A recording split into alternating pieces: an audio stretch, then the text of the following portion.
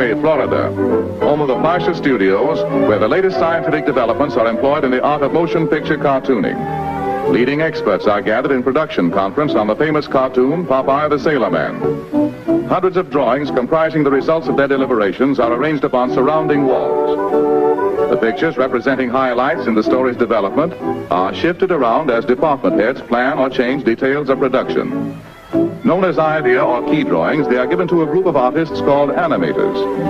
The animators further develop the idea by making additional sketches, each one of which bears a slight change in picture alignment and figure contour in order to depict a degree of progressed action.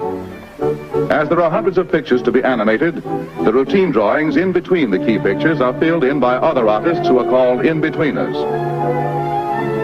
If you've ever flipped the pages of a pad of pictures drawn in sequence, you have no doubt observed how the action creates the illusion of motion. From the in-betweeners, the pencil drawings pass on to the cartoon inkers. The inkers trace the sketches on squares of celluloid. For short, they are called cells. They provide the characters with an invisible support and facilitate their arrangement with other figures as well as backgrounds. The ink drawings are then filled in with color. At the stockroom counter, painters or fillers in replenish their ever-dwindling color supplies. Great care must be exercised by the paint mixers. As a large group of painters are currently working with the same colors, the shades that all are using must match perfectly. Any variance in color will be noticeable on the screen. In filling in the outlines, the figures are reversed as the paint is applied, so the cells, when placed before the camera to be photographed, will present a smooth, glossy surface with no suggestion of paint or brush lines. Now the characters must be provided with a fitting environment.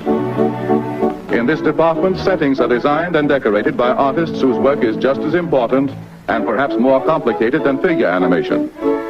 It also entails a similar degree of repetition. These artists supply landscapes, street scenes, buildings, exteriors and interiors, as well as furnishings.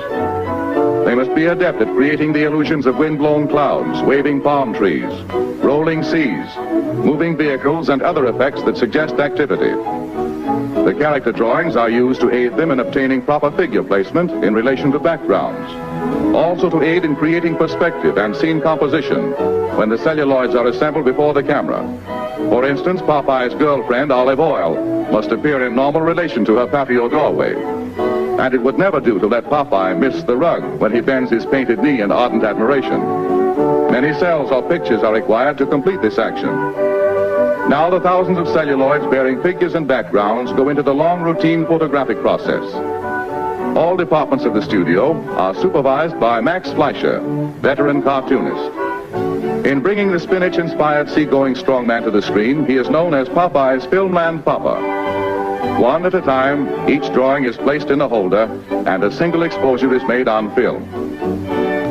Upon this new apparatus, actual scenes are constructed to convey the idea of depth and to permit the movement of backgrounds.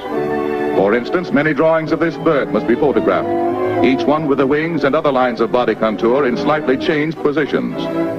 Also, with each exposure, the background is moved to create the illusion of flight. The process must be repeated many times with all characters and accessories that simulate motion. When it is realized that hundreds of sheets of celluloid, each bearing characters, properties, or scenic effects, must be superimposed one over the other so that figures will pass and repass each other in photographic action, thousands of exposures become necessary to complete the entire motion picture. The production of film cartoons is long on routine and heavy with detail, and requires considerable special equipment. The groups of pictures for each exposure are held in place by chromium register pins, and the holder is adjusted to the camera by heavy iron arms that lock in mesh. Beginning with one sustained picture, note how this series of pictures flashed on the screen up to the rate of 24 per second speeds the action. The eye retains the image of one until another appears, creating the illusion of motion pictures. Finally, the picture goes into the cutting room, where the film is cut into scenes and edited. Voices are then recorded on the film, and department heads put Popeye through a preview. Princess, what's that please be? Thus, through popular science and out of the inkwell illusion becomes fantastic screen entertainment.